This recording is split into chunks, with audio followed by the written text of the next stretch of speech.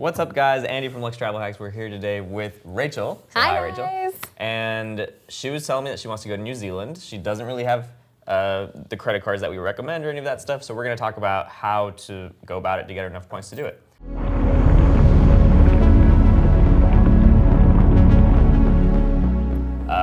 So tell me, you do have some credit cards, right? You said you had something. Yes, I have one basic Bank of America credit card just to kind of have it. I didn't have credit until I was about 21. I'm 26 now. I've been using that credit religiously for the last 5 years. No bad points, no negative anything on my credit. So I am a blank slate for you. Okay, cool. So we're gonna look at some stuff here and see kind of what we need to do. So I'm gonna show her kind of how many points she can expect to spend. Or really I can just tell you something to, we'll talk about a few examples. Something to Europe, for example, you can expect to spend like 150K points round trip in business class. I assume you want to go in business class. Oh God, yeah, of right? course. At least. Something to Asia, around the same, maybe a little bit more. New Zealand might be somewhere around a 200K round trip mark per person in business class. So that's what we're gonna aim for. So we're gonna look at a few cards that are kind of in our top list of like top 5 cards that you should usually be getting or things Awesome. like that, and add up the bonuses and see what it'll take to get her there, right? Let's do it. So we're gonna go look at Chase. By far, the #1 card that we tend to recommend is the Chase Sapphire Preferred. It tends to have a bonus like between 60 and 80K. Over time, it's kind of changed. Wow. So it gets you a third of the way there, right? Yeah. And either way, it's a really, really good card to Just have.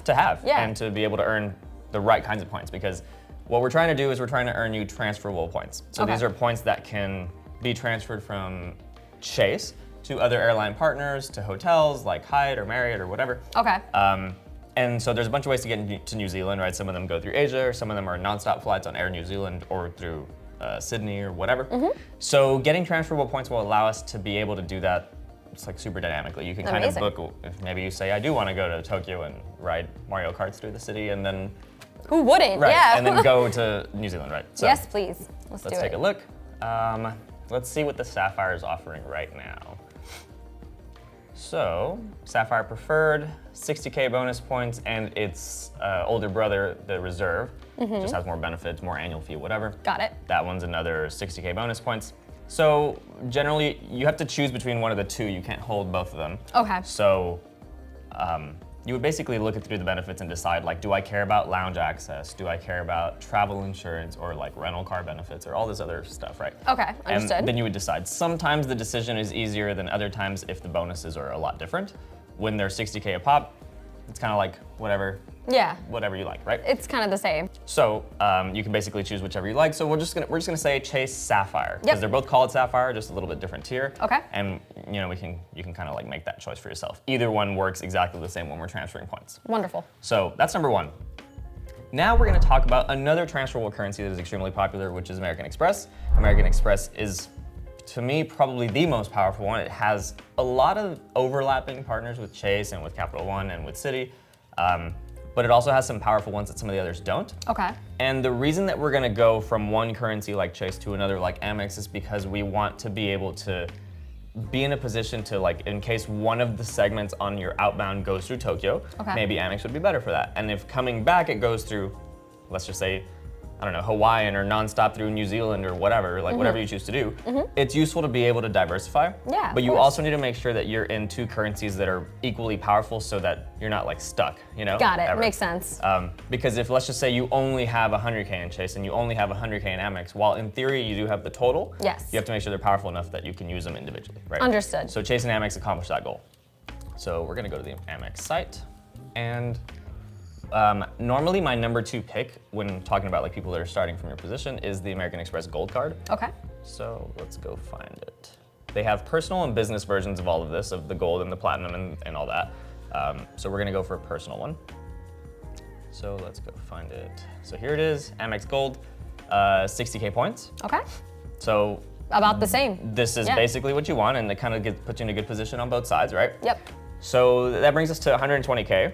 We're a little bit short still because New Zealand, Australia is a very far expensive points route. It's probably it's the most expensive points route. It's literally the entire way around the world. It's literally so like yeah. extremely far, right? It's some stuff like Maldives is really far too, and just like different points on the globe, right? But so we're gonna aim for 200K, even though she might not use all of them. Yes. Which is good.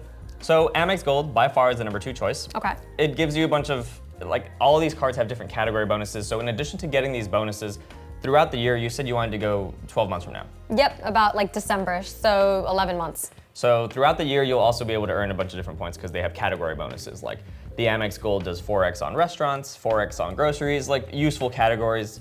The Sapphires will do, depending on how you do it, 3x points on restaurants. So you have the opportunity to stack more points along the way, not just the bonus. Yep. And also, so everyone knows, when you're earning these bonuses during these bonus periods, all your spend is added to it. So you're gonna get 60K bonus points, plus in the Sapphire's case, you have to spend 4K in 3 months. Okay. So 4,000 over the course of 3 months. Let's just say 1,300 a month or whatever. Yep. Most people can accomplish that. And in addition to that, you're gonna get whatever you spent. So in this case, the 4K, and how much of that 4K was on travel or dining or whatever, that'll stack on top too. So you might end up with more than 120 from just these two, right? Wonderful. 130, 140, I don't know. And Amex Gold, similar, right? We talked about the categories. So now we're in the position where we have to earn you another 80K. And depending on how much you spend a month, you might be able to do these two bonuses in 1 month. In 3 months, you might have to do them like one after the other, right? Depends on how much 4K in 3 months is to you or to whoever's watching, right? So the pace at which you do this and how soon you can book your trip totally is dictated by that. Understood. So let's move to the next one. And if I'm a woman on a mission, then right, I can if make you find a way, like you can get creative, if you can like, you know, your friends have a trip coming up and you go, hey, you know what? Like, I'll pay for the Vegas trip. Exactly. I'll pay for the whatever Everyone trip. just Venmo me, I got it, I'll put it on my card. Every dinner, every club, the bars, whatever you're doing, like you can start being kind of the source. And this is pretty useful as an initial creative spending strategy because most people don't care about cards or points or anything like that. So, you know, it's easy to kind of stack points like that. Also helping family out with like groceries or whatever. And there are of course more creative ways to do this if you're involved in any if a business or you flip stuff or whatever, you can buy and sell stuff on eBay. It doesn't really matter. There's lots of ways to hit the spend. You can even Venmo friends. There's lots of ways to hit the spend in case you're in a position where it's not so easy to even do the 4K, right? Lovely. So I think for your third card, you should probably go for a Chase business card. Okay. So we're gonna talk about that. Let's go find it first. We're gonna go for, I'll just Google it instead, Chase Inc. Business Preferred. I probably could have navigated there, but. So we're gonna talk about two options here because one is more difficult than the other. But before we get into all that, we'll talk about the business side, right? So do you have a business at all that you do? Yes, I have an LLC. Okay, so even if you didn't, like for people watching, right? Even if you didn't have an LLC and you were just, you occasionally flip something on Facebook Marketplace or whatever, you can still get a business card. Okay. Everyone basically in the US is like inherently a business. You can apply for with your social. You don't even need an EIN or anything like that. You probably have one. Yes, but regardless of the position, almost everybody can get a business card as long as you're in some sort of, like literally anybody, right? As long as you engage in anything that's even mildly business. We can make it up. Yeah, it's fine, right? So you're in a good position, so it's perfect. So let's talk about the most ideal one would be the Inc. Business Preferred. This is 100K bonus points, so it'll take you over what you need and give you a little bit of like buffer for hotels or whatever. Yes. The only problem with this card, depending on your situation in terms of what you spend every month, is that it's gonna take 15,000 of spend in 3 months, right? But that makes sense for a business card, especially if you're the one running like Facebook ads for your business or your, you know, shipping supplies, this, that, whatever, even inventory that you would purchase. Yeah. So that definitely makes sense for someone who owns a small business for sure. Yeah, and I mean, those are the categories it has. It has shipping, advertising, internet, travel, like business travel, I guess you can put your personal travel, whatever, right? So a really good option, probably my ideal, the only thing is the 15K. So depending on who you are, how easy that is to hit, this might not be the best option. So then the second option for the third card would be, I'll put it in a new tab here, Chase Inc. Business Unlimited. Similar, it's the same family of cards, right?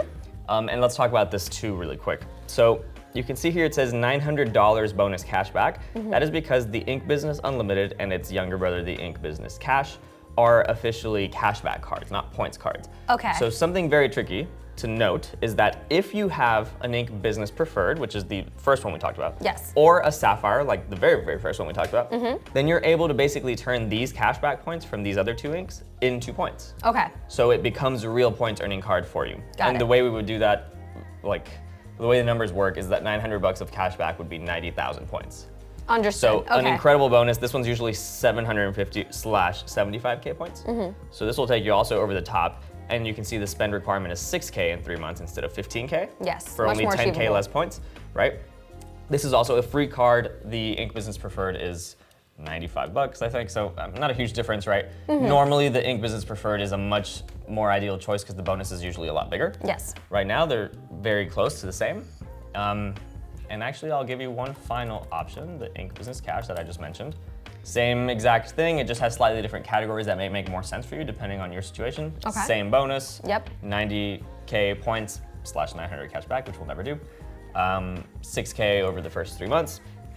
So I think this is the case, and so let's just add it up. You'll probably do one of the 90K ones, right? That's Yep. easier and no reason not to. So 90K, you have the Sapphire, which you're gonna use to unlock those. Yep. 60K. 60K. 150. So that's 150. And then you have The Amex. 60K from the Amex, 210K, puts you over, plus all the spends. So even if you just got 1 point per dollar, 6K, 4K, 4K, another 14,000 points. So you're at like, I don't know, 220 or whatever, right? Yeah. So it should be plenty to get you there and maybe a couple hotel nights or like maybe you ball out in first class or something like that. So should be pretty cool. So that's kind of the awesome. strategy, right? Like if you're starting from not nothing, you have some cards, but even if you're starting from nothing, like you have to earn points in transferable currencies to have the best chance of success, right? And there's a specific order you want to do this in. Chase is a great place to start. Amex is a great second place to start, and you can kind of mix it up like how we just did, 2 Chase, 1 Amex, whatever, at the pace that you're comfortable with.